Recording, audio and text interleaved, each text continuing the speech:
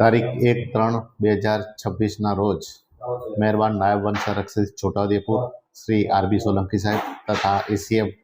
જે કે સોલંકી સાહેબને મળેલ બાતમીના આધારે નસવાડી રેન્જ સ્ટાફને તાત્કાલિક જાણ કરી અને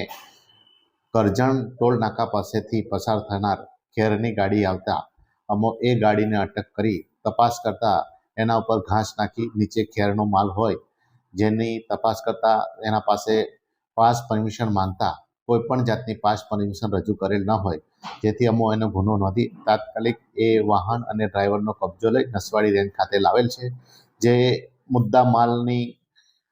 વજન કરાવતા 20 ટન જેટલો ખેરનો મુદ્દામાલ મળેલ છે, જેની અંદાજિત કિંમત 15 લાખ રૂપિયા અને ગાડી 16 ટાયરની જેની અંદાજિત કિંમત 20 લાખ રૂપિયા, આમ કુલ મળી 35 લાખ રૂપિયાનો મુદ્દામાલ નસવાડી રેન્જ દ્વારા કબજે કરવામાં આવેલ છે. આરએફઓ નસવાડી,